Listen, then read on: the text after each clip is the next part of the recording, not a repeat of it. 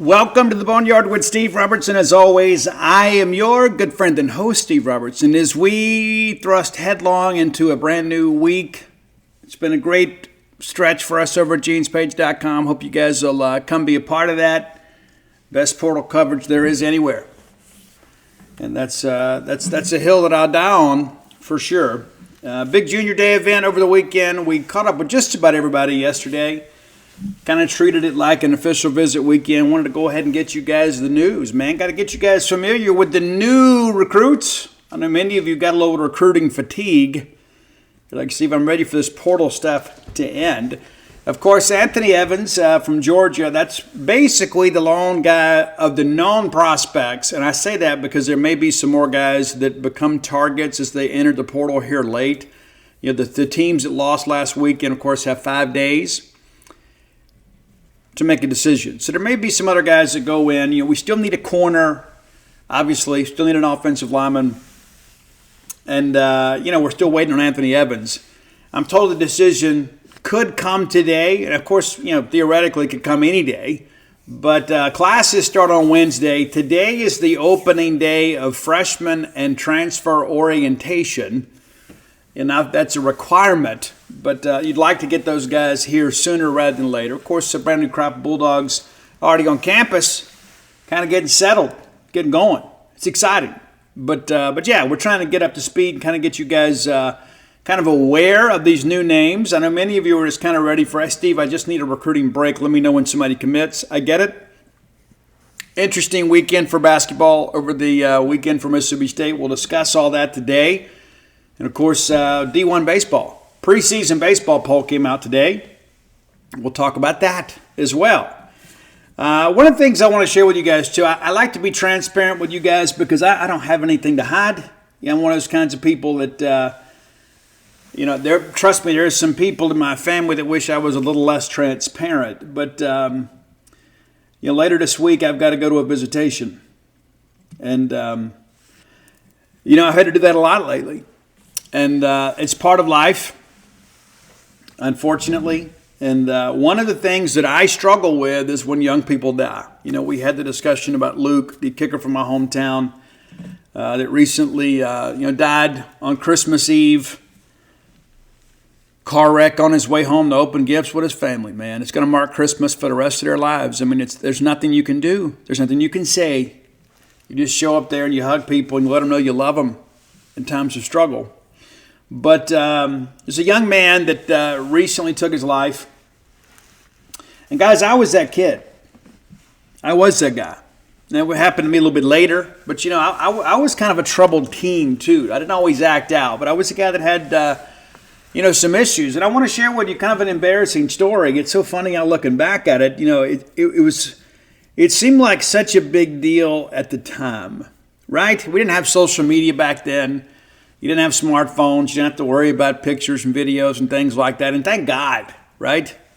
I'm so glad I grew up in an era where we had at least some semblance of privacy. But I was dating this girl, and I was ready to take things to the next level. And back in those days, we didn't text. We didn't have cell phones. Those things didn't exist. I'm from the 1900s.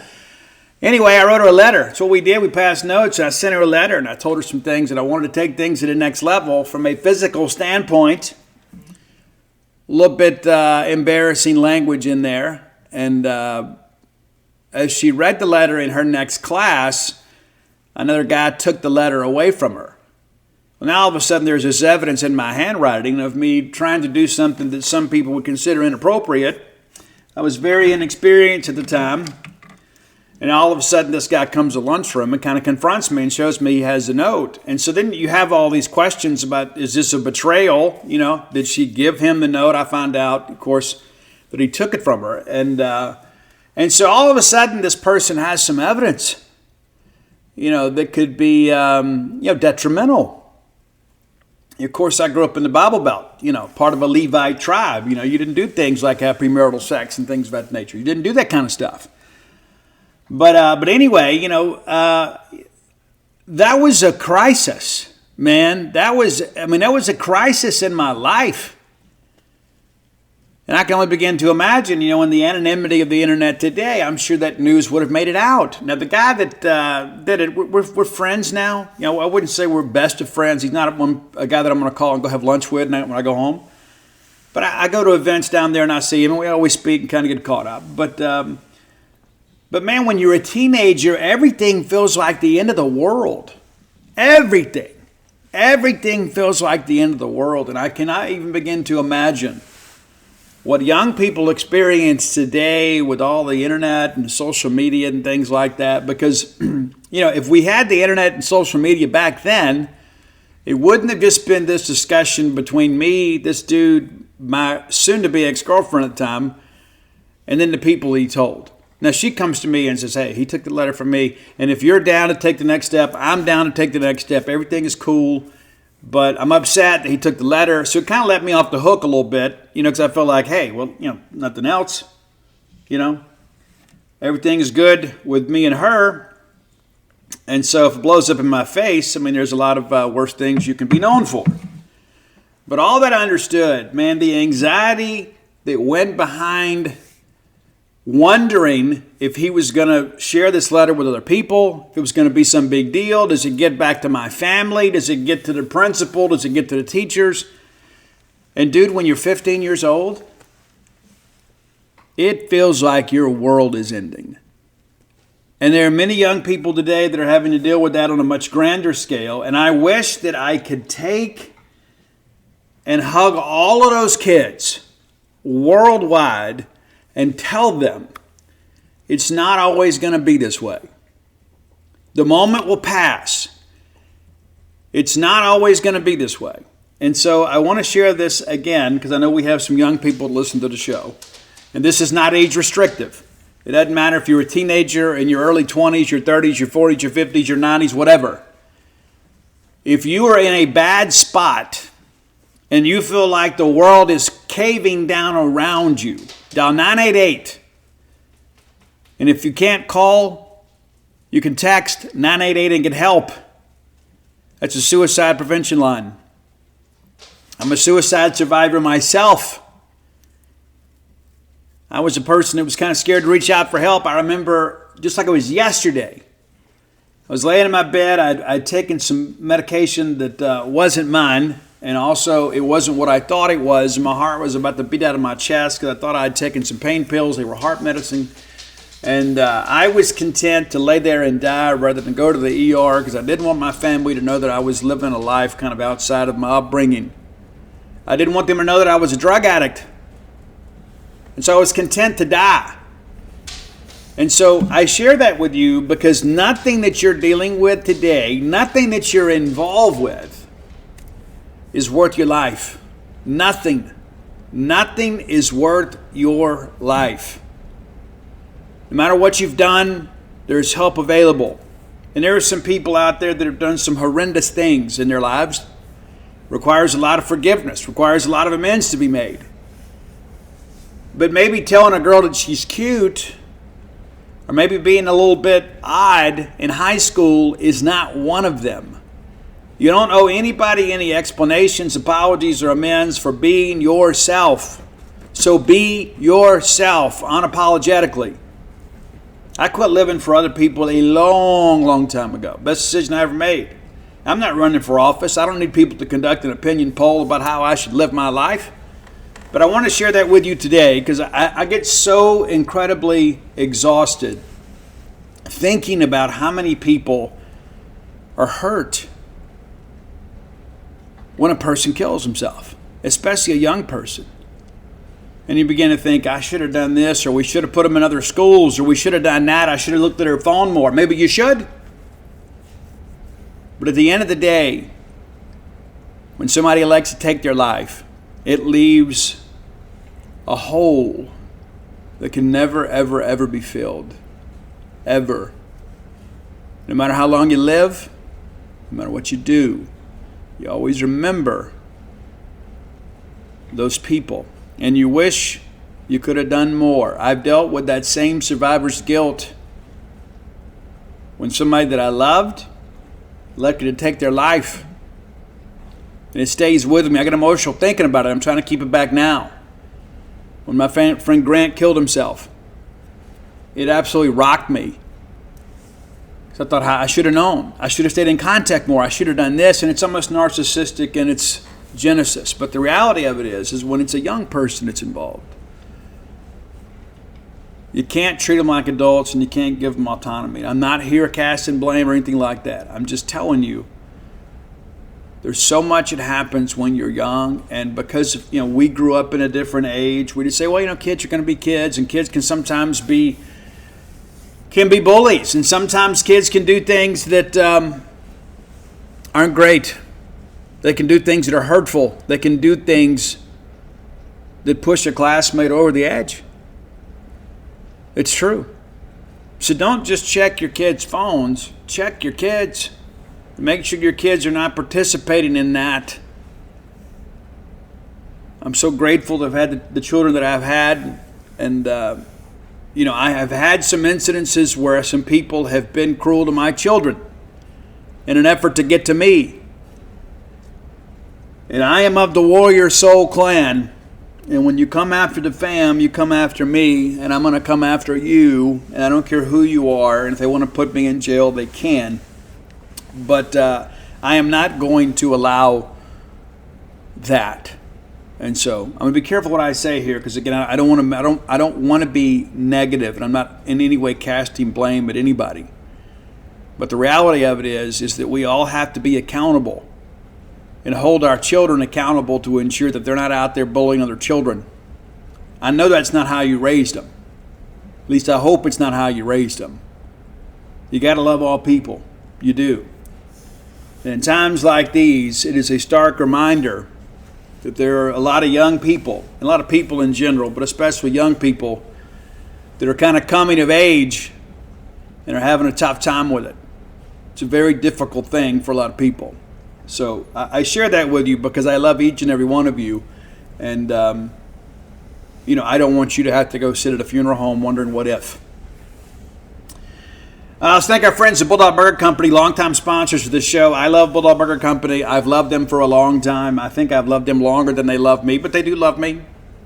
Of course, it's on the menu. You get the spring rolls as your appetizer to make you and everybody around you better looking. It says it on the menu. So there's some common love and respect between me and Bulldog Burger Company. Have those spring rolls. You'll be glad you did.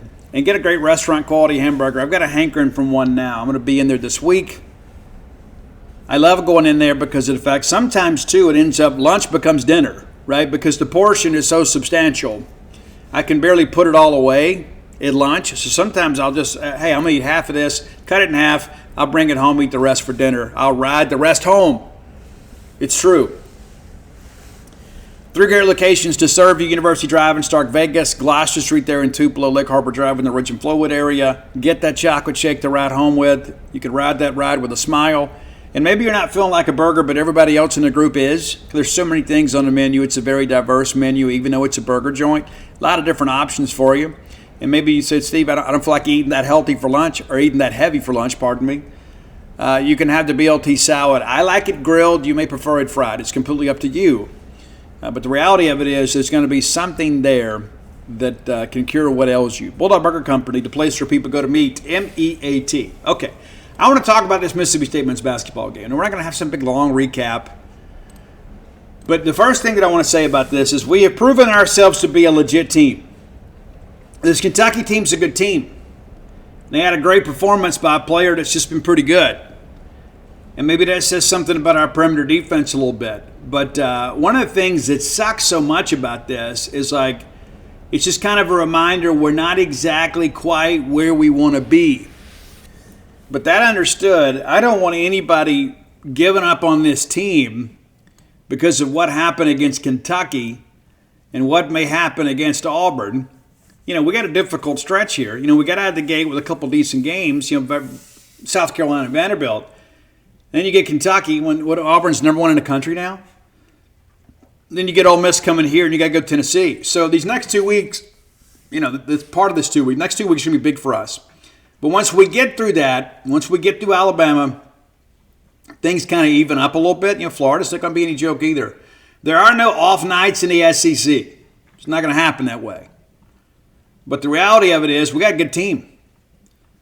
And so this Kentucky game is not going to define us. It's not like they came in here and beat us by 30. It was a 95-90 game, and like all of you, I'm a little sore about it. I didn't think the officiating was bad as some of you did. There were a couple things I thought was a little bit ridiculous, but that's going to be the case in every game. There's always going to be a handful of calls should have gone the other way. There's the human element in every bit of this. I thought one of the most significant points in this game, and I'm sure you guys feel the same way, it's not a hot take. You know, we go down, and then Hub gets hits the three and gets fouled in the final seconds of that first half.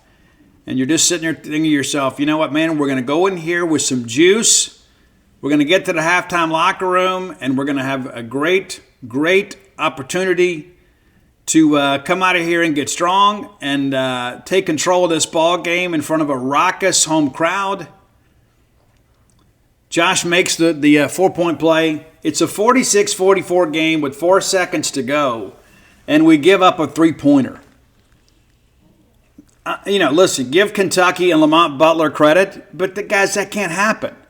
That we relaxed, and we have too much leadership to allow that to happen. So instead of you going in down to with the last kiss goodnight of the first half going your way,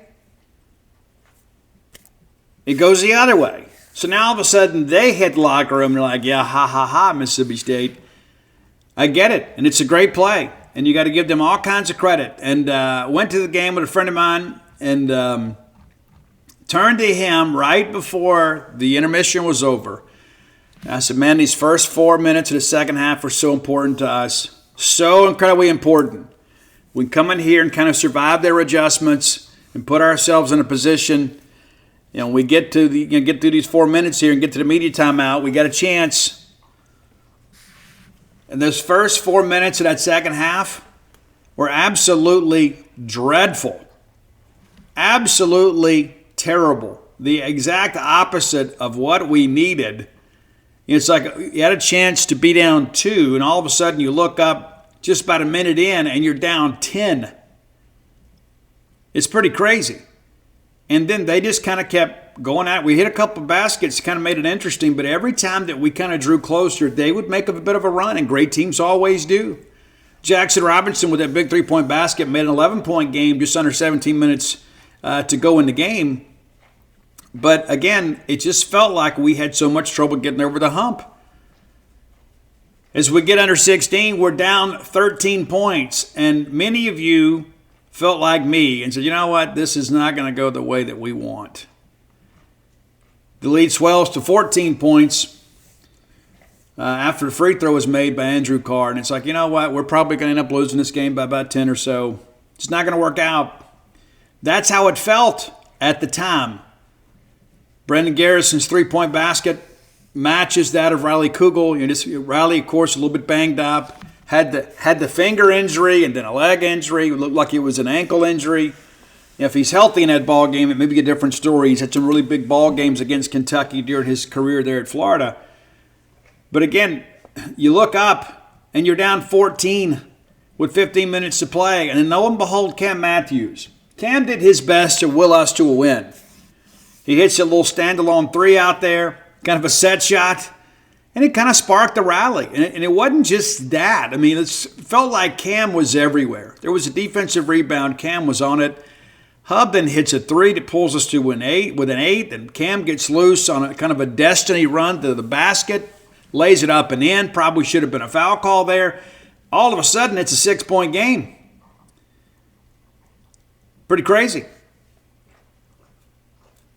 Claudio Harris. Big 3-point basket there. And how big has he been for Mississippi State? Incredible. And then lo and behold, coming around the timeout, they get a layup, push it back out to 4. And you think, okay, we've made our run. They'll make theirs, and they'll stretch it back out. Get up 5 here. And then Nwoko with a heave there. Thought there should have been a foul call there too. 71-68 game now. 3 points separate us, and then Melendez hits the 3. And I really like R.J. Melendez. Listen, we've had some good players out of the portal come in, and I think Melendez this season has been the most solid contributor for us on both ends of the floor. He hadn't always filled it up on the scoring column, but he's a guy that's always out there getting caught doing the right thing. And then lo and behold, what do you know? We, give up a layup on the other end, makes it a 2-point game. We come down, Melendez misses a three, and we did kind of force some shots, it felt like, here down the stretch. They push it back out to 4, and then Cam makes another three. 78-77 game, and then Claudel, again, great effort again by Cam Matthews. I mean, just Cam all of a sudden kind of commanded their attention. So under 8, man, we're up 2, and you feel like, you know what, maybe this is going to be a special night in Humphrey Coliseum. And then immediately they come right back out and push it to 6. It's like it took so much out of us, and we made that big run without Hub on the floor. And we got a little foul trouble. And to me, that's the big takeaway here is that State went toe-to-toe with Kentucky. And not only did Josh Hubbard maybe not have a great night, he was limited because of foul trouble. And a couple of those fouls are very ticky-tack. It's true. But, ultimately, I mean, you know how the game ends. I mean, it's just, the last 2 minutes, we had every opportunity. We cut it to 91-88. And you feel like, okay, we've got a shot here. After the 2 free throws at the 2-minute mark, layup from Hubbard makes it a 91-90 game with 2 minutes to play. And you're thinking, we just got to get a stop. Well, we get a stop. Ainsley Almanor misses a 3-point basket. We get an opportunity here after an attempted second shot there. Claudio Harris gets a rebound, and Hubbard takes a 3, and we don't get it. And they go right down and score to push it out there. I mean, and at this point, the ball game is over. I thought we really forced some shots there in that final segment, last couple minutes there. It felt like that we kind of lost our composure just a little bit. That's how it felt. It's like everybody wanted to make the big shot there. But, it is what it is. And, again, we are a legit team. And I think, again, we have acquitted ourselves well. And I think people kind of see that for what it is. The fact that Kentucky is celebrating this win should be taken as a compliment to Mississippi State fans. I know some of our fans have gotten out there and interacted with some of them on Twitter. And but the fact that it matters to them is really a compliment to how far Mississippi State has come as a program. So we lose the game by 5, and then, again, every basket counts. It never boils down to one play, but it does. And, again, you go back to that sequence, right, to close the first half. We could have gone in down 2, instead we go down 5, and ultimately matched in basket for basket, 46-42. And you got to begin to think, again, if that shot doesn't go in, you never know how it changes the complexity of the game. But we're a legit team. Jackson Robinson, number 2, it felt like it was just a career night for him. 9 of 12 from beyond the arc for 27 points to lead all scorers. For the Bulldogs, Cam Matthews, 19 points in 36 minutes of action, just a 1 personal foul. And if I told you that when you saw how aggressively he was playing, and again, this goes back to the officiating. A lot of people are like, hey, I thought the officiating was one-sided. There were some times, too, that Cam was out there being pretty physical and didn't get called. I thought there was just the one trail side official I thought was the guy that kind of called some things that didn't make a lot of sense. And the crowd got on him a couple times, and they were right to do so. But a double-double for Cam, 6 steals in the ballgame, too. Dished out 3 assists. Hub, a quiet 15 points, 3 of 11. And it's so funny, too, that Hub can score 15, and people are like, man, we got to get him going, And, yeah, we'd like to have him to have, 25, 26-point nights. But it was a very balanced night scoring for State. R.J. Melendez, 14 points. Claudio Harris with 13. Michael Nwoko with 10. And then Keyshawn Murphy and Riley Kugel pitching 8. And Kugel only plays 7 minutes. And you're thinking just like I am. If we get these guys in the SEC tournament and we're healthy, we're going to beat them. That's how it feels. Sean Jones, again, I'm a huge Sean Jones fan. And he hit the 1-3. That's the only basket he got. But, man, it always felt like Sean is out there doing the right things defensively. He's a big part of this team, even though he didn't always get credit for it. Delquan Warren got in there a little bit just for 4 minutes. Didn't attempt a shot. But, man, he was flat out giving them the blues on the ball defense. But Not happy with the result, but I'm happy with the effort, and I'm happy with where we are. And again, I think maybe this is a reminder to us that maybe we're just not quite where we want to be yet. I don't think it means that we're not good enough to get there. I think we are good enough to get there. And so we'll be at Auburn on Tuesday. That'll be interesting. The Auburn Tigers, of course, under Bruce Pearl, have done some pretty incredible things. I think you guys all see the same way I do. Last year we played those guys and nobody gave us a shot. What do? We beat them. Auburn's a good team, a good program. It's what you'd expect, right? Bruce Pearl had a great run there at Tennessee, before he got in a little trouble. But, the reality of it is that this is a team that is capable of probably winning a national championship. Of course, it'd be interesting without Broome. They're 15-1 on the year, a perfect 7-0 at home. They won 8 games in a row, 2-1 away in true away games and 6 neutral site games. But it's interesting, to look at this team. They're a lot like Kentucky. Their lone loss at Duke, 84-78. You don't just march into Cameron Indoor and push those guys around. Just not how life works. I think we all see that. We all know it. But, we're going to have to go do some cool things. And, Auburn up to number 1 in this week's Associated Press top 25 poll. Bulldogs actually moved down a little bit, and you expect that. I mean, you lose a ball game. You expect to go down. But this Auburn team, in case you have not seen them, they are among the most physical teams that we're going to see the entire year. And there will be times that things are going to get physical. It's true. This is a very, very big and beefy lineup. And they like to push and shove a little bit. They like to talk a little bit too. And I think one of the things about this Auburn team too is maybe they've matured a little bit over last year. They had some discipline issues last year, if you recall. Some technical foul problems and things like that. And I think this is a team that perhaps has matured a little bit, but they're averaging almost 87 points a game. And then giving up just 66. And it's not, again, you play so many games as they did away from their home arena. It's not like they just kind of stocked up a bunch of non-conference wins and never left Auburn, Alabama. Outscoring opponents by over 20 points a game. 31% from the field, 37% from beyond the arc. Now they'll let you shoot it a little bit.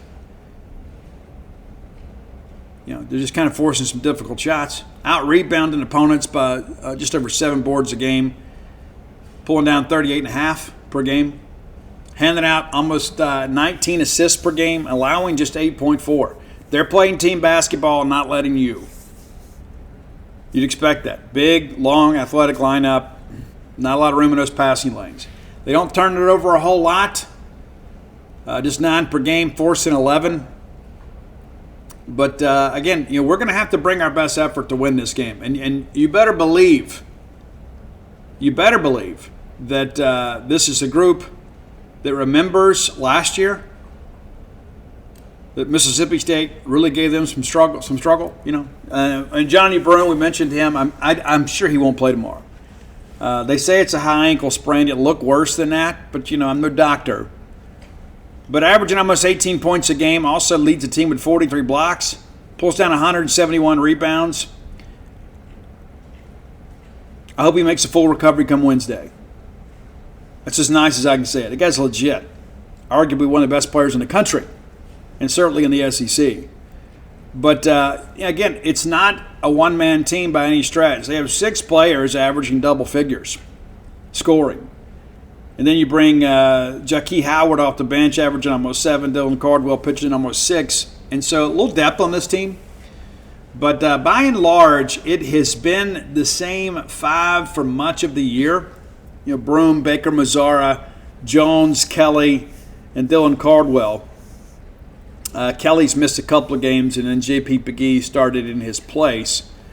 But, this is a group that's used to playing together, and you got to wonder what influence would it have not having Broome, not just not having him, period, and his ability to score and rebound, but what does this do for the complexity of the offense and the defense?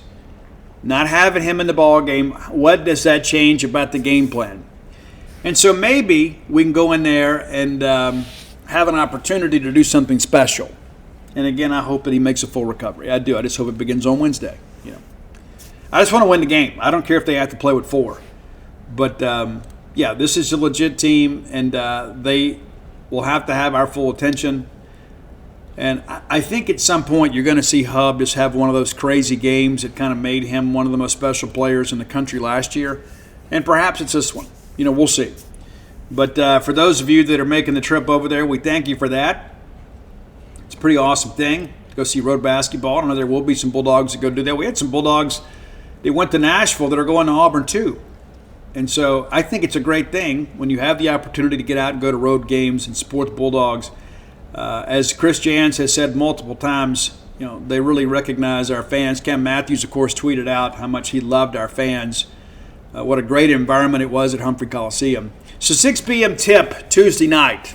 And, of course, we'll be back on Wednesday to kind of recap whatever happens. But, again, nobody needs to bail on this team no matter what happens Tuesday night. You don't need to say, well, it's just same old, same old. Every time I get excited about Mississippi State sports, did you expect us to go undefeated? Is that what you thought? Let's not convey some unrealistic expectations on this team. There were a lot of people in the league that thought we'd be kind of middle of the pack or second half of the league. We're better than that, and I think we're going to prove that. And it may not look like it 5 games into the schedule, but hang in here with us. There's no need to be negative. There's no need to get down on this team. Believe in this team. They're the same team that destroyed South Carolina, the same team that won at Vanderbilt, the same team that won at Memphis. We just ran across a team that had a little bit better night than us that I think that we are on par with. That's how I see it. All right, time for today's Top 10 list. As always, brought to you by closewithblair.com. That's CLOSE with Blair, BLAIR. One of those things they don't tell you when you're growing up is you're going to need a mortgage officer. You're going to need somebody to handle those things for you that's got the know-how and the expertise to get you to the closing table when you're looking to buy a house, refinance a house. There's so many things that goes on with this. It's a very complicated procedure. Reach out to Blair Chandler at 601-500-2344, 601-500-2344. Blair's been in the industry 24 years. If I can adjust the mic here. 24 years. And so Blair has seen it all and done it all. And maybe you can hear me better now. Yeah. So he's seen it all and done it all, and he's one of us. And so I like to keep business in the family whenever we can. Blair's a guy that's a season ticket holder in multiple sports, but also, too, has a place here in town. He rides a wave of Bulldog emotion just like you do. So when you can, whether you're looking for your first home, your next home, or your retirement home, Blair Chandler is the name to know. Again, 24 years of experience, for sure. All right, I'm a weird guy, and maybe weird's not the right word, but I'll take it. I think that I'm a little bit eccentric and maybe borderline brilliant. But I like things in music that don't normally fit, right? I mean, so like we get so caught up in rock music, rap music, country music. It's the same instrumentation. We change the lyrics a little bit. We change the timing a little bit. The chord structure is a little bit different, but it's the same stuff, right? One of the things that I hated growing up was a steel guitar. I hated it. Hated it. It sounded terrible to me. But what's interesting growing up, too, is, I was born at the end of the psychedelic rock era. And so a lot of people, of course, were all into Ravi Shankar and things like that. And there was all this Middle Eastern type influence in music. I think people wanted to show that they were maybe cool. But nevertheless, the sitar was involved in music. And so I wanted to celebrate some of my favorite songs that use the sitar. Maybe you're unfamiliar with it. You've probably heard it a million times. Didn't know that it was called a sitar, but it is. So here are my top 10 favorite songs that feature the sitar. Now what's interesting about this too is you're going to know a lot of these songs. There's a couple to start that I'm just putting in there because they're Steve. They're just Steve. So here we go. My top 10 favorite songs that feature the sitar. Number 10, I love this song. I've always loved it. I was living in Canton, Mississippi at the time when this song came out. We listened to it on Z-Rock 106.7 out of the Jacktown, capital city, radio frequency. Loved it. And I remember hearing it on the radio first, then I began to see it on MTV, and I was like, cool, the Electric Boys are on MTV? This is great. I went out and bought the album. It's not a lot of depth on the album, but they're very different. But we're going to go with Electric Boys. She's All Lips and Hips. It opens up with this little sitar intro, and then the guitar kicks in. And if you're driving and listen to this, when the guitar kicks in, make sure you've got your cruise control set. Number 9, a band that many of you know well. They're in the Rock and Roll Hall of Fame, unlike the Electric Boys. It's The Cure. And I love that you've seen the video, I'm sure, like when The Cure was nominated, and the girl was like, hey, you guys are going to the Hall of Fame. You know, are you as excited as I am? And Robert Smith says, by the sound of it, no. You know, but The Cure had a great track that probably didn't get the play that it deserved. If Only Tonight We Could Sleep. If Only Tonight We Could Sleep. That's your number 9 track featuring the sitar. Number 8. And I think the rest of these, especially if you're my generation or young or older, you're going to know all these songs. And even some of you young bucks that were raised right, you're going to know it too. Number 8, Tom Petty's Don't Come Around Here No More. Yeah, it's true. You can hear it. And right now you're like, oh yeah, I remember that. Yeah, Steve, you're right. Yes, I am. Number 7, a song that was a huge hit. And I don't know that B.J. Thomas has been truly embraced by the younger generation, and maybe perhaps for good reason. But Hooked on a Feeling, like in the intro and that first verse, you can plainly hear the sitar being played. I didn't think B.J. Thomas was more, it was a psychedelic. But here we go. Number 6, a band that we've never done a top 10 list of, and maybe we should. A band that was really involved in everything. I don't know if they were ever fully a headliner in their era. But they have a lot of fans. It's the Moody Blues, and we're going with Legend of a Mind. That's your number 6 track today. They actually use the sitar on 3 or 4 different songs in our catalog. But we're going to go with this one. Number 5, perhaps one of the most poignant songs of all time. A cautionary tale to dads out there, and moms in some respect, but especially dads, about don't let life happen around you while you're busy doing other stuff. It's Harry Chapin's Cats in the Cradle. Of course, Ugly Kid Joe reintroduced it to a new generation of fans, but it is a song for many years that has kind of told the story of, you get so busy chasing, the wrong things in life, your kids will grow up on you and they're gone. It's like in the end of the song, he's like, my boy was just like me. Yeah, it's true. Number 4, and this is a surprise to many people. It's a surprise. When I Googled it, I had to double check myself. And there's actually videos out there that kind of break it down. There's an overdub in the guitar solo of this Van Halen classic. Now, those of you that really know Van Halen, like Rob right now saying, yep, I know where he's going with this because I already knew it because I'm a musician. I understand. There's an overdub on the guitar solo in Van Halen's Ain't Talking About Love with the sitar. Maybe you didn't know that. It's a cool thing. Did you ever think that for a second, that Eddie Van Halen? Should it surprise you? A musical genius like Eddie wouldn't add a little something, a little element to the music to make it a little bit unique? Of course he would. Number 3, it's the Beatles. And they use the sitar a few times, but probably the best example of their use of the sitar is the track Norwegian Wood. You didn't expect to hear that today, Norwegian Wood on a Boneyard, but you did, from the Beatles. Number 2, can't have a list without the Beatles without having the Stones.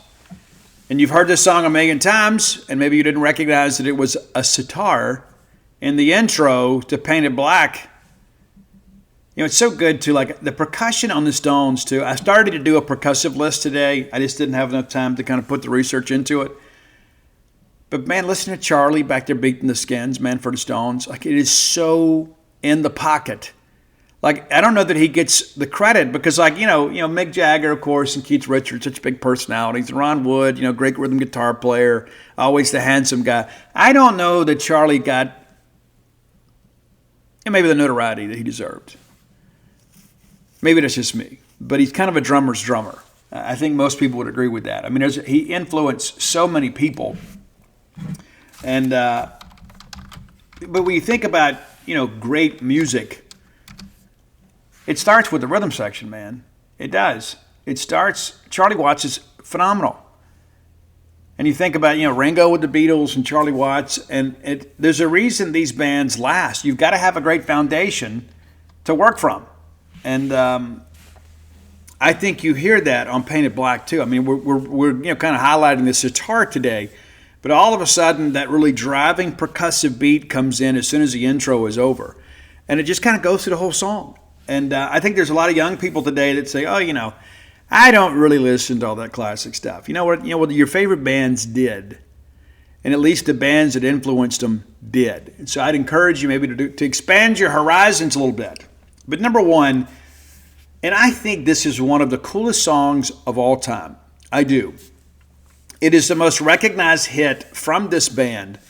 But on this, the sitar is part of the guitar solo, much like it was in Ain't Talking About Love, but it's a little more pronounced. It's not a hidden overdub like it is in Ain't Talking About Love.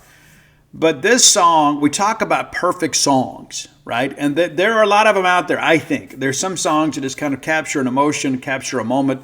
But when we speak about composition, I think this is one of those songs from start to finish. There's so many layers to this track. It's so great. It's Steely Dan's Do It Again, my favorite song featuring the sitar. And we did a top 10 Steely Dan list. I'll let Dave Murray pick the 10 because he's a big Steely Dan fan. He'll be proud to know that this is our number one. But everything about it, from the vocal to all the percussive stuff that happens in the background, there's just so much going on in the song that really pushes that vocal forward. Sometimes when you've got people that maybe aren't as strong a vocalist, less is more, right? You want to have less things from the sing over. But in this situation here, we Do It Again. I think all of that bed of sound underneath the vocal just kind of pushes it to the top. Incredible, incredible, incredible song. I have loved it all of my life. I remember being a kid, man. That's what we did, right? We only had 4 TV channels. And, so when we didn't have something on TV we wanted to watch, we didn't have the Cartoon Network, man. The only cartoons we got were on Saturday morning, and they went off at noon, and then Mid-South Wrestling came on. So we'd get donuts and eat cartoons and feel great. We'd even get up early sometimes on Saturday morning so we could watch Popeye on WWL when we could pick it up on the antenna. So check your privilege there, cartoon kids. But that's what we did, man. We listened to records and we put the radio on, and that's how we got our news. It's not like today where you get everything on Twitter or X. When there was breaking news, it was on the radio first because the TV didn't always have it. It was a big deal for the TV. You got to break into broadcast. You got to set everything up. Get somebody behind the desk. And so breaking news at times came on the radio first. So if you wanted to be entertained, you wanted to be informed, you listened to terrestrial radio. And so there's a reason we all know so much about music. It's because it was such a huge part of our lives. Guys, we had ABC, NBC, CBS, and then the Mississippi Public Broadcast Channel. And we were happy to have that, but sometimes, too, you get in the middle of all that, and it's something they didn't keep a tidy schedule. It's like, hey, well, Sesame Street's coming on today on MPB. Then you get over there, and it's like, some documentary about farming. No, all due respect to farming. My love of the farmers. But when you're a 6-year-old kid and you want to watch Electric Company, and then you turn it on at the time, but it normally comes on and it's not on, or you have, some old miseducated librarian interviewing some obscure writer that you've never heard of, it sucked. And so radio was a huge part. We were raised on radio, and Journey even titled an album after that, but it's true. We were raised on radio, and that's one of the reasons that I think that so many people from my generation, it's like we identify our moods and what's going on in our lives with certain songs. The greatest time machine that's ever been invented is just to put a song on from yesteryear, and sometimes I can even smell, right? I remember smells. I remember being certain places. It's crazy how that works, how you can all bring that stuff back. So it's so fun to be able to celebrate that with all of you. And music today is so incredibly watered down. You know, it's so anybody can do it. You can download Pro Tools and record a song yourself and put it on iTunes and call yourself a musician. You know, it's true. That's the thing. I don't want to chase this for long, but it's like nobody's okay just being a soldier anymore. You know what I mean? It's like everybody's got to be a general. Everybody's got to be a CEO. Everybody's got to be a king. Everybody's got to be a queen. That doesn't work that way. That's not how life works. We have basically watered down the titles of those things because of the fact that nobody's capable of just kind of being, you know, a good worker ant. I mean, it's just true. And so I embrace all that stuff. I know my role in the world, and I try to do my best to play the part. But very grateful to all of you for your support and your support of the top 10 list. If you have ideas for the top 10 list, reach out, let us know. Best way to do that is to hit up Roy on X at Dogmatic67, DAWGMATIC67. You can find our great list on Spotify under that same handle. All right, next segment of the show brought to you by Campus Bookmart, a Starkvillian institution. Man, I love Campus Bookmart. I have for a long, long time. They've been serving this great fan base for a long time, too.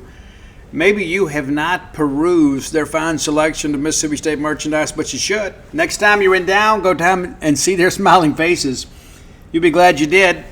They have everything you need, whether it be apparel or gift ideas, diploma frames, which is a timeless gift you can give your Mississippi State graduate. Be the favorite aunt or uncle. Just take care of that. They'll look at that and think of you. All the years they have that diploma proudly displayed in their home or office, they'll remember you. Now, if you can't make it to town, visit them on the World Wide Web, courtesy of Al Gore's Internet at campusbookmart.net. And by being a loyal Boneyard listener, we'll give you a phrase that pays, and that is BSR, which stands for Beautiful Steve Robertson. That gets you free shipping on all orders over $75. Any order less than 75 bones, absolutely incomplete. Okay. Sam Purcell ladies pick up a big win. We expected that to be a win. Nevertheless, anytime you get a road win in the SEC, it is a big, big deal because it is so difficult to do. Bulldogs shot it really well yesterday, too, if you haven't kept up. But, yeah, it's one of those great things, too. There's just so much that happens over the course of an SEC schedule. You have to win the games you're expected to win. And where State is currently positioned in the schedule, it makes that win even more amplified, as you guys are well aware. Because, again, you get top 16 Kentucky on the road, Carolina comes in, and then you host Oklahoma.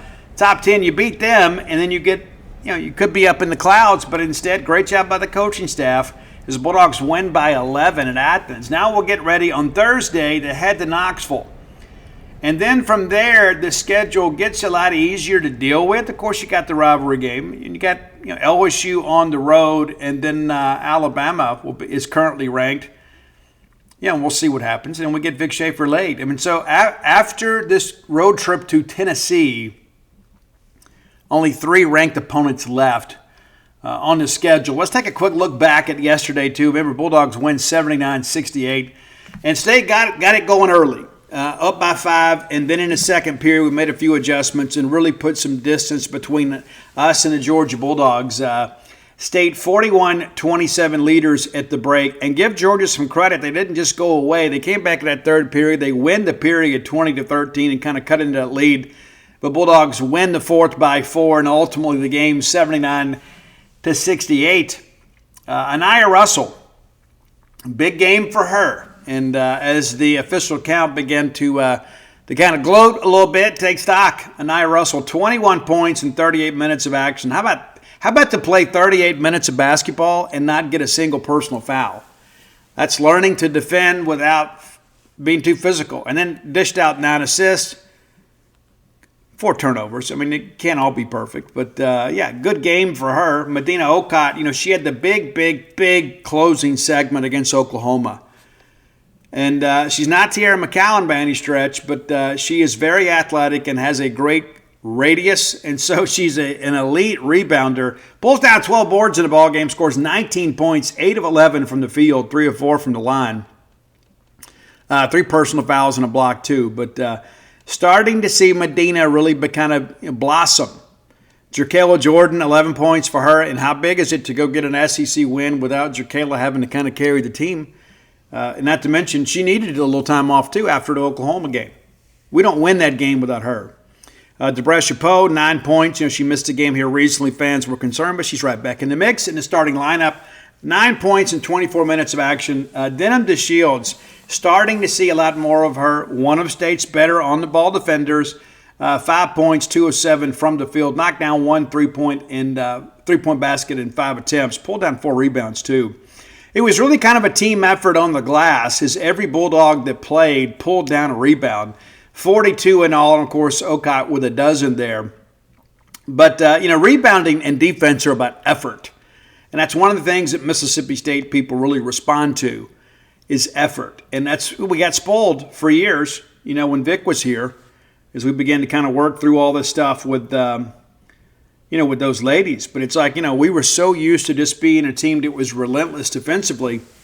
And then we had a couple of years there where maybe we weren't exactly there. Sam gets there, and it's clear that he is a guy that is emphasizing defense and rebounding, and it's paying off. And we talked about this in the preseason about how difficult the opening part of the schedule was. You have to feel good about where State is positioned right now. And again, starting to get some newer and younger players involved in the rotation, a lot of depth. And that depth is kind of showing itself. And, back-to-back wins. You get out to an 0-2 start. You even the record now, 4 games into SEC play. Bulldogs 2-2. Now, we'll preview the game with Tennessee on Wednesday. But I think we all feel pretty good about where things stand. And certainly yesterday, again, a game that we expected to win, against a Georgia team that has had their share of struggles. But the last thing we can afford to do is to go over there and lay an egg. Bulldogs, again, 15-3 overall, 2-2 in the league. Georgia drops to 9-9 and 1-3 in the SEC. Not sure what's going to happen long-term at Georgia. Not really our concern, right? We just had to go in there, take a business trip to Athens, Georgia, win a ball game, and get back. And now we get a chance to get a couple days to get our legs under us before we head to Tennessee. And if you're in the greater Knoxville area, that's about a 6-hour drive from Stark Vegas. But maybe if you're in Birmingham and thinking, hey, maybe we can get off work early and go support the Bulldogs, we should. But the State women's team back in action this Sunday against Ole Miss. 2 p.m. is your tip. We encourage you to be here. We're going to need you. Simple as that. We're going to need you. Big ball game. Big ball game. And you're looking at some SEC stuff here too. It's so interesting how things kind of begin to go when it comes to SEC play. Again, just 4 games in right now, so you don't have a huge sample size to work with here. But as I've mentioned on the show before, the have-nots in this league are really having nothing, right? I mean, maybe there's a better way to phrase that. But the difference between the top of the league and the bottom of the league is very substantial. It's not like on the men's side, where it feels like any game that you go out there you could lose. And that's true in some respects on the women's side. But we have some teams that are really struggling. But just looking at SEC play, of course, LSU's won 18 games in a row, and they're undefeated, 3-0 in the league. Most of those games have come at the Maravich Assembly Center. And then South Carolina, 16-1 overall, 4-0 in the league. Kentucky, 4-0, and then 15-1 overall. They've won 8 straight. Alabama, 3-1 in the league, 16-2 overall. Texas, 3-1. They drop a game over the weekend, 16-2 overall. Tennessee, 2-2, 14-2. So it's doable, right? Of course, State's 2-2, 15-3. So the better overall record. It's a toss-up game, and anytime that you have to go into the house that Pat Summitt built, you better bring a sack lunch. Oklahoma now 2-2 in the league. They won over the weekend, 14-3 overall. Ole Miss 2-2, 11-5. They dropped the game to Alabama yesterday. Florida 2-2, 11-7 overall. Vanderbilt's 1-2 in the league and 14-3 overall. Georgia now 1-3 in the league, 9-9 overall. A&M's 1-3, 8-8. Arkansas's 1-3, 8-11. Missouri 0-4, 11-8 overall, and Auburn's 0-4, 9-8. Looks like Auburn may be trending toward a coaching change. Last year may have proven to be an anomaly. We'll see how things go. But it's always so interesting to me. You begin to kind of wonder how much does all this matter, right? How much does this matter? And we talked about LSU and Vanderbilt a little bit off kilter with the rest of the league. They'll play tonight. Vanderbilt at LSU. It's a 6 p.m. tip. Baton Rouge time. If you're so inclined to watch that, if you're just a fan of the women's game. I know how it was like when we were rolling big and competing for an SEC championship, we kept up with everybody, right? It was must-see TV to sit down and watch it, and there is some renewed exuberance when it's come to women's basketball. And I don't want to sell the win at Georgia short. I know they have not had, a great year, but the reality of it is that there have been so many times that we've gone on a road and played some mid-level team in the SEC, and you look up and it's like, you know what, this is not all that we'd hoped. It's not how life works sometimes. And so excited to be where we are and look forward to what's next. And if you could find a way to win against Tennessee, now all of a sudden you seriously start thinking about finishing in the top 4 or 5 schools in the conference. LSU and South Carolina are going to finish 1-2. And from there, from probably 2 to 8, it's going to be an absolute bloodbath. I think we kind of know how the bottom 4 of the league is going to go when it's all said and done. But State should do no worse in the middle of the pack. But if we can finish in the top half of this league, it puts us in a really good position to get back to the NCAA tournament. And again, remember last year, we got really hot until we kind of ran out of juice late and then had that, 6-7 game losing streak. Tough thing. We got depth now, I think. Hopefully we can avoid that provided we stay healthy. All right, final segment of the show brought to you by the Stark Vegas Clubhouse. I love the Stark Vegas Clubhouse. You should too. I have stayed there. And you should plan a trip yourself to come stay at the premier location here in the Golden Triangle. When you're bringing a large group of folks to town, it's neatly positioned off 182 out past the Highlands. It's off the road a good bit. Just 5 minutes away from the Mississippi State campus. You can do your tailgating right there. So maybe you're coming for like a midweek trip. Maybe you got some vacation time. Use that midweek trip. Come watch men play Tuesday night. The ladies play on Wednesday. And you can dine at a great place and have a place right here in town to stay. And it's so much better getting everybody together under one roof. It's one thing if we're all coming to town and everybody gets an Airbnb and everybody's spread out. But how many of those casual conversations can you have that don't involve dinner? It's nice to be able to just kind of sit there and watch TV. And you know what? If the guys want to get together and make a beer run, you can. Ladies can stay behind. Or maybe the ladies want to make the beer run. I'm not judging. But I'm just telling you, there's just something about having everybody together so you can sit around, you can play cards, and really have all of your recreation time together. That's an important part of life. We don't get together enough. We say it all the time. Now, Google the Stark Vegas Clubhouse, and when you do, their Facebook page will pop up, and you can peruse the pictures of all the amenities available to you and your guests. In addition to that, when you Google, the booking options are going to pop up for you too. You can book through Airbnb or VRBO if you want. You may have a credit with them, I don't know. But if you want to save some cash, I can have you book through the Evolve website. Let me give you a promo code BSR10. That's Beautiful Steve Robertson and the number 10. BSR10 gets you 10% off your stay just by listening to this show. Book a trip for the Stark Vegas Clubhouse. You'll be glad you did. Okay, D1 Baseball put out their preseason poll today. And we certainly expected to be somewhere in the teens, and we ended up being somewhere in the teens. Maybe not as high as we thought, but here's the thing. The only poll that counts is the last one. And that's the one that we want to be number one in. I'm not sure if we've got a team capable of getting the number one and staying there, but nevertheless, hope springs eternal this time of year. Okay, number 25 on the list. Mississippi State's going to play them on a Tuesday before we head down to Houston. It's Troy. And I saw some people complaining, hey, why is Troy ranked and not Southern Miss? Well, Troy had a better season. And Troy's bringing some people back. They weren't ranked last year, but, there's always going to be a little mid-major love in these polls this time of year. Nebraska, 24. TCU at 23. UC Santa Barbara, remember they hosted last year and should not have. Hosted basically at a municipal park out there that doubles as a baseball diamond. Couldn't get anybody in the stadium. They finished the year ranked 19th. They debuted this year at 22. Arizona last year, winners of the final Pac-12 regular season title and the conference tournament. They hosted over us. Wasn't a great league, wasn't a great team. They finished the year at 25. They entered this year at 21.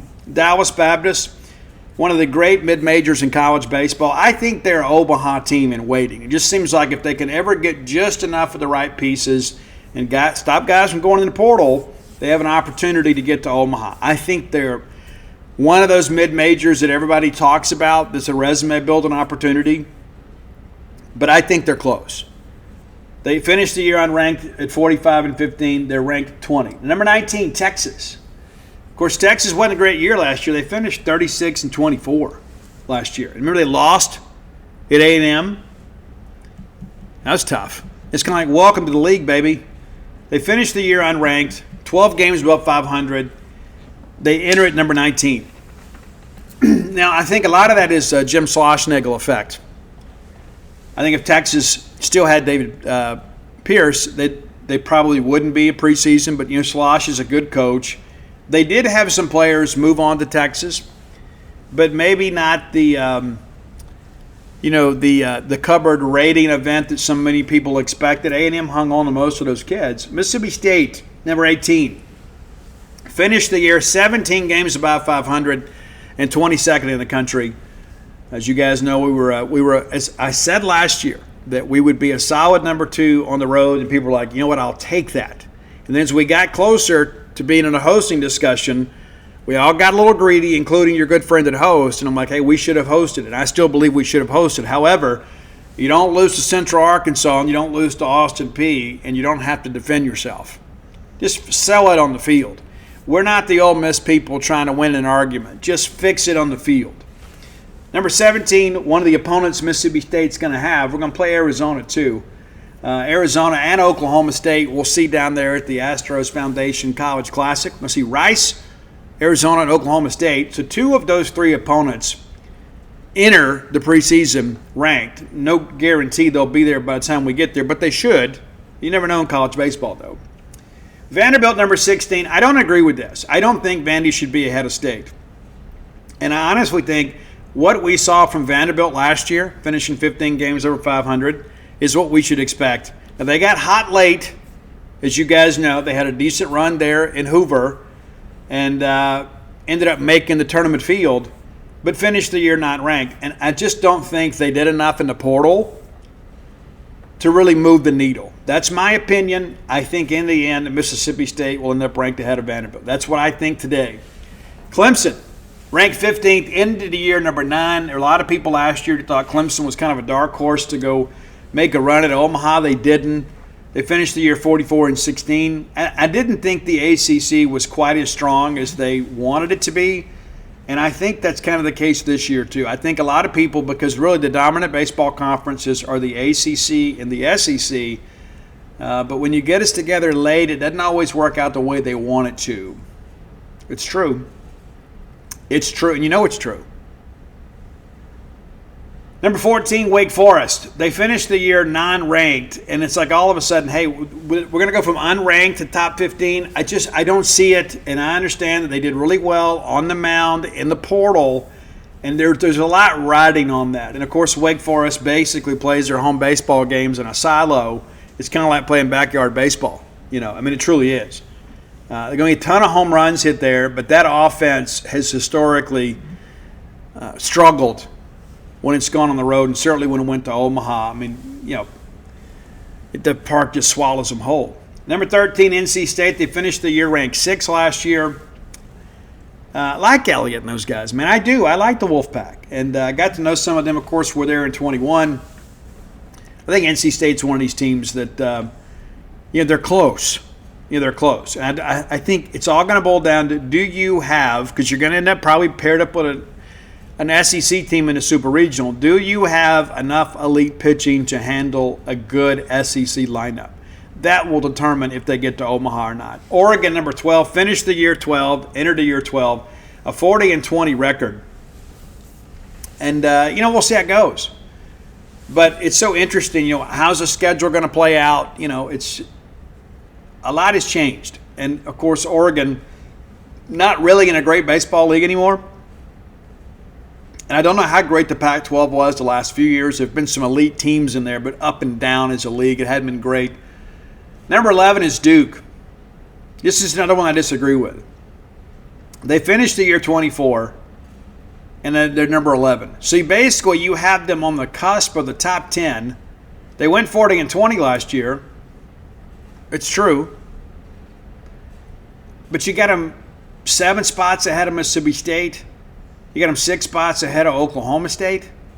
I just don't get it. I think Duke will benefit from being in the ACC, but I don't think they're a team that's built for the postseason. Number 10 is Florida. And, Florida struggled all year and then got hot late, as you guys are well aware. Ended up ranked 8th in the country. They entered the year 10th. And a lot of upheaval with that pitching rotation. Of course, you also don't have Godzilla anymore in the heart of that lineup.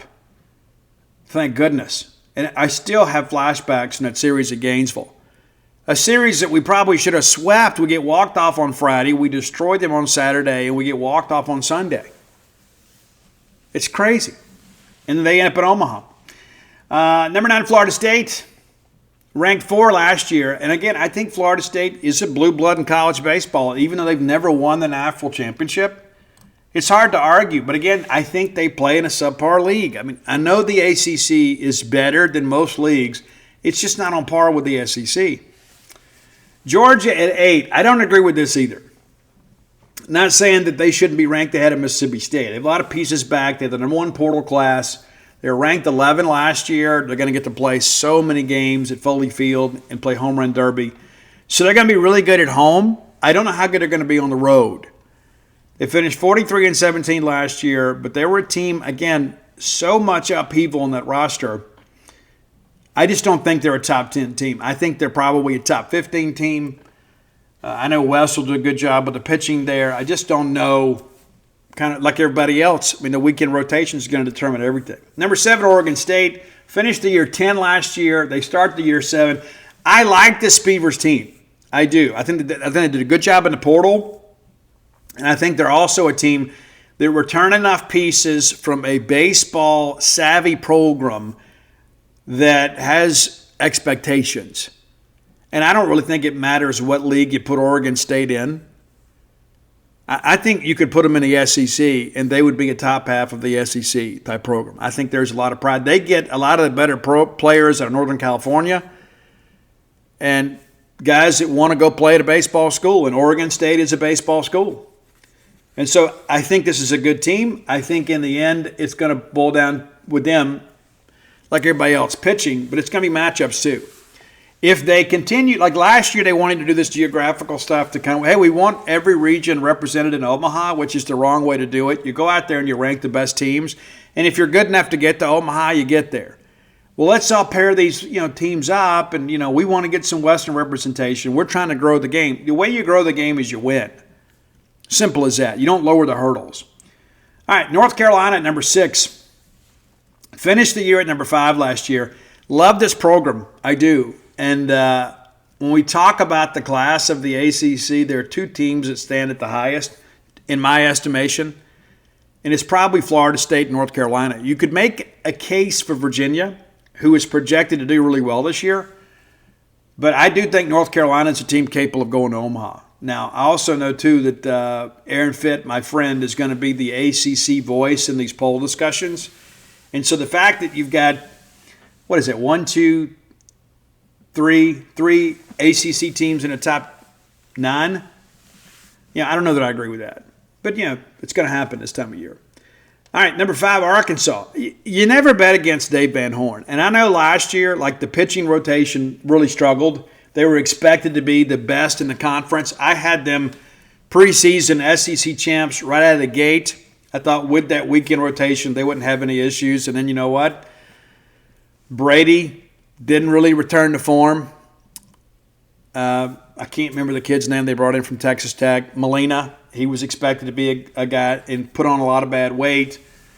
Didn't have stamina to work deep in ball games. And there really wasn't a star in the offensive lineup. And what I mean by that is there were some really good players. Don't get me wrong. Some really good players in our Arkansas lineup, but there wasn't the guy you had to pitch around. They finished the year 44-16. And so let that sink in for a second. So State 42-19, Arkansas 44-16. Basically 2 games difference. And of course State lasted longer in Hoover, so that's part of it. But also too, I go back and think about that's a series we should have won.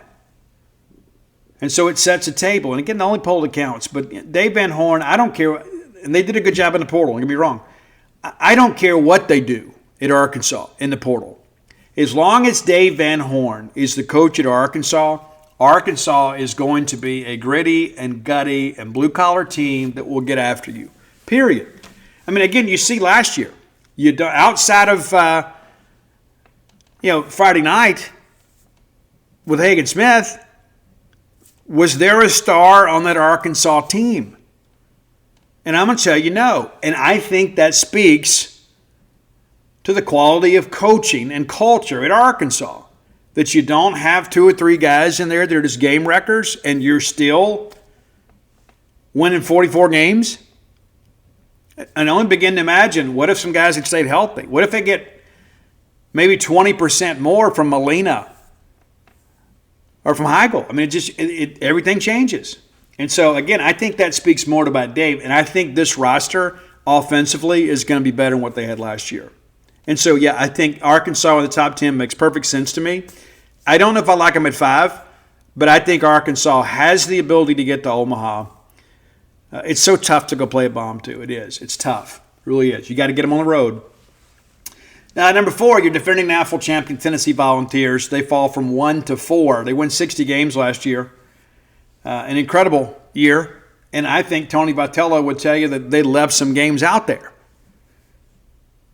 Tony recruits in his own image. He has the alpha dog mentality, but I'll tell you, when he's away from the field, he just talks like me and you. He's really not that kind of guy. But I like people that are fiery competitors, and it's so interesting. I think I shared with you guys. Had a chance to visit with him kind of individually at Hoover, and he told me he wanted me to deliver a message to all of you. And he said, please let the Mississippi State fans know I really don't want to get into a hockey fight every time we play. To be honest with you, I like the passion and the emotion. I just wish we beat them a little more often. You know what I'm saying? And that's the thing. You look at last year in Hoover, we had every opportunity to get them, and we didn't.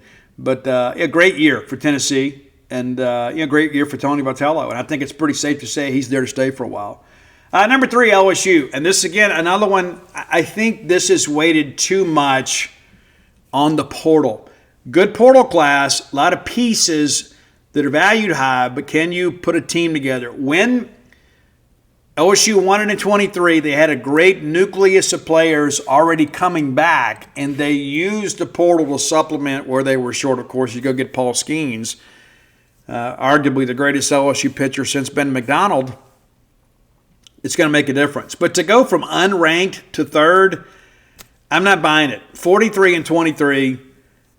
I think LSU will be a team that gets better as the year goes along. That's one of the reasons I'm so glad that we're playing them in March. Playing them down there before it gets sunny, before the wind changes direction down there. The wind patterns should favor us. Should be able to keep the ball in the ballpark. But LSU, no denying, they did a great job in the portal. Can Jay Johnson and those guys meld that group into a national championship caliber team? That remains to be seen. Number 2, the team that eliminated Mississippi State last year, a team that I really liked after seeing them in person, Virginia. Now, 46-17, they finished the year 7. They get to Omaha. I said that on the show that I thought they were a team that was built to win at Omaha because they weren't so reliant on the home run. A lot of those teams that are reliant on a home run get very comfortable in their own ballpark, and it doesn't travel. And that's kind of what happened in Virginia. But I thought, hey, they're more of a doubles team. They run the bases a little bit. They'll move you around some. And so I thought, hey, this is an offense. No matter where you play and what venue, they should be productive. They go to Omaha and they're not. They couldn't hit elite pitching. And, we did a pretty good job against them, too, until things fell apart there in the 9th inning. But nevertheless, Virginia expected to do exceptionally well. If I had to pick it today, though, I'm probably picking North Carolina to win the ACC. That's how I feel today. Of course, number 1 is A&M. That should come as no surprise to anybody. A&M brings back everybody but Braden Montgomery, basically. They bring the weekend rotation back. Because that ultimately cost us a player, right? It's true.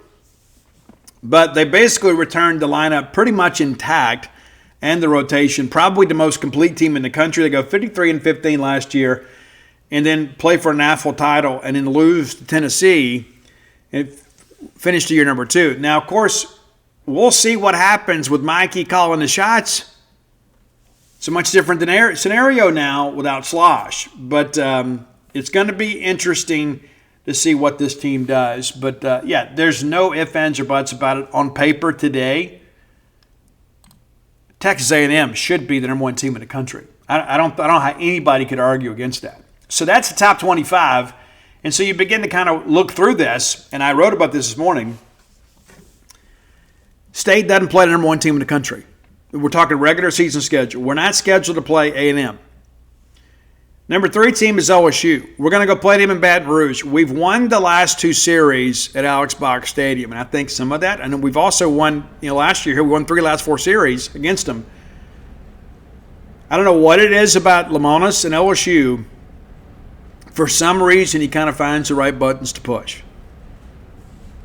Like we didn't throw Cade Smith against Skeens. We save him. We throw off. We throw Evan Sierra. And we end up winning the series. Had that wild game on Sunday. So we've won the last couple times down there.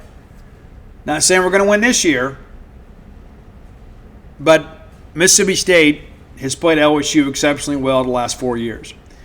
Tennessee, the defending national champions. Mississippi State doesn't play them in the regular season. Number 5, Arkansas, our familiar foes. And for a while there, we went back and forth, and we had this rivalry, and everything was great.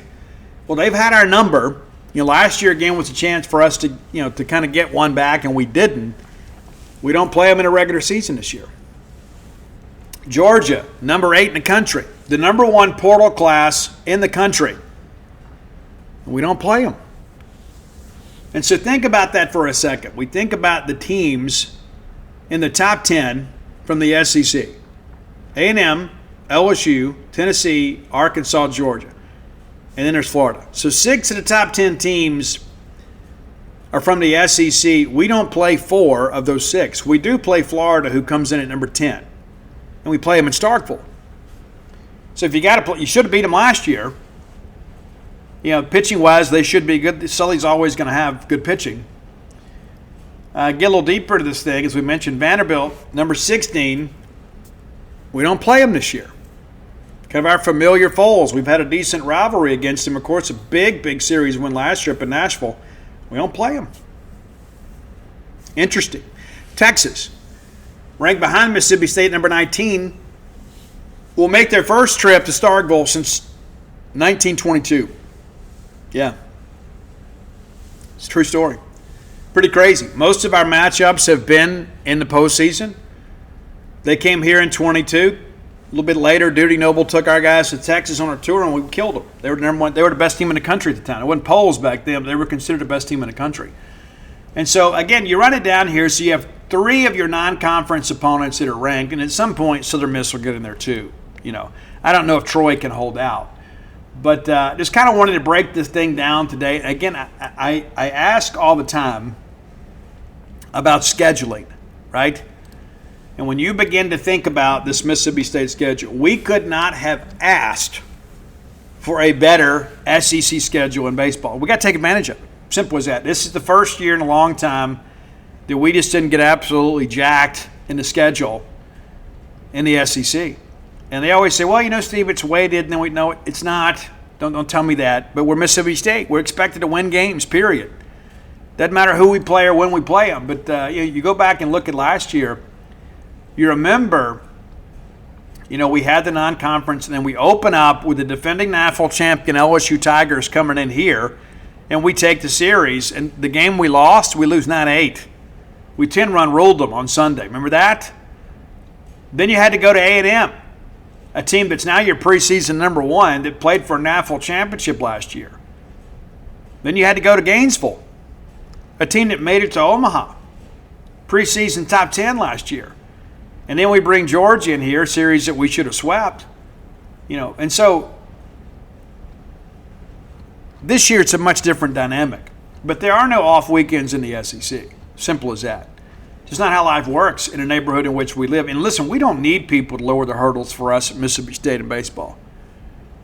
We expect excellence, and so we have to go take advantage of the schedule. And I'm looking back at 23, too, just to go back and look at the we opened up on the road in the frigid weather of Kentucky, and we get swept and embarrassed there.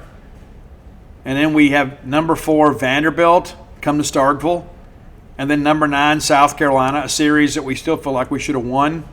Justin Parker was a pitching coach there then. And then we go over to Alabama. We do win the series there. But, again, as far as starts in the league go, this is one of the more advantageous ones that we have had. And so we have got to go make things happen. We're almost a month away from the beginning of college baseball. So we'll filter in a little baseball content between now and then.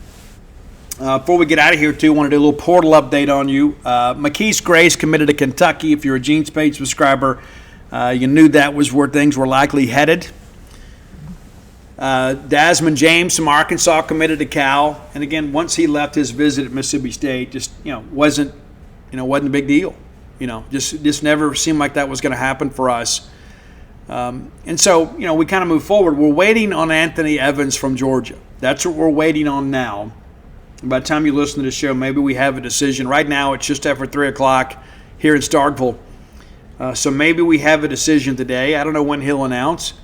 I know he has visited SMU, and he is a Texas guy, and he's recently had a very close loss in his family. Does he decide, hey, I want to be closer to family? Or do I want to play in the SEC? And so I can't tell you how that thing's going to go. I can tell you that there are some people that are kind of forecasting that he's coming to state, but I haven't seen anybody really get behind that with some confidence, and I'm not ready to do that either. And then we'll kind of see what happens here in the next few days is, these playoff teams have some guys go in the portal. And, of course, the teams playing for a national championship, they're going to play that game a week from today. And so the drop ad date for Mississippi State's the 23rd. And so if we're going to take anybody off those NAFL championship team participants, they're going to have to basically finish up and then get in the car and come on the Starkville, and then have some class work to make up. But that's kind of where we stand. We've updated that. We've kind of had, I want to compliment our friend Gold Rush MS, who has done a great job kind of tracking portal traffic for us, offers, visits, commitments to and from other places. Done a great job for us and hasn't asked anything for it. But we're getting down to the end of this thing, and we'd like to take a corner, and we have a corner from junior college, the top-rated junior college players in the country that is visiting UNLV, then visiting Mississippi State, and then visiting Liberty, and then we'll sign in February on the 5th, and the natural National Signing Day, which sometimes we almost forget there is a signing day in February because basically December has become signing day. But you can sign guys, high school and junior college players, on the one day, the traditional National Signing Day in February. That still remains. Again, I argue, I don't know that enough, other than your mid-year guys, I don't know there was enough reason to change the model. But it is what it is. It's been a bonanza for our business, right? Because you get 2 signing days to cover, you got portal to cover, tons of traffic, and we're appreciative for that. I just don't know if it's really saved a lot of anxiety on student athletes. I think they're getting to take less and less visits and make less informed decisions. So we'll see how things go. But, so class begins at Mississippi State on Wednesday. Again, freshman and new student orientation began today. So we expect Evans to give us a thumbs up or a thumbs down in the next 24 to 36 hours. And again, that's not a hard and fast rule. You've got all the way up until drop ad dates, 22nd and 23rd. So you've got some room to work with if you need it. And even if it goes beyond that, the registrar's office can kind of step in. And those guys do a great job at Mississippi State. We had Marcus Green a few years ago. So I keep getting Marcus Banks and Green mixed up. But never, and we've had a tight end named Marcus Green too, so give myself a little grace here. But we have had some players in the past that have transferred right at or beyond the drop ad date, and we've been able to get them admitted. And it's good that we have an administration that's willing to work with athletics to ensure that we can do the best job we possibly can. But that's what we're at. That's what we're down to. Basically, at this point, waiting on Anthony Evans. So he is the last name of the known prospects because there may be somebody else that emerges late. But as of now, that's kind of the last thing. And on Wednesday, hopefully we'll have an answer by then, and we'll break down the class, and we'll look at where the guys went. As it stands today, there are just 4 players that have transferred from Mississippi State that have not announced their destination of where they're going to end up. And those players are Radar Jones, cornerback that transferred to State from LSU, Christopher Keys, safety that transferred to State from Indiana, Kevon Lee, who transferred as a running back from Penn State to Mississippi State, and then Amari Smith, who signed with State out of Brookhaven. Pretty good recruiting battle there between State and Ole Miss, but ultimately it went our way. But of the 26 players that were scholarshiped or notable, those are the last 4. 22 of the 26 have announced their destination, and we're hopeful that all 4 of these guys find the destination too as well. We do. We should never harbor any ill will in our hearts for anybody that came in here and wore the uniform.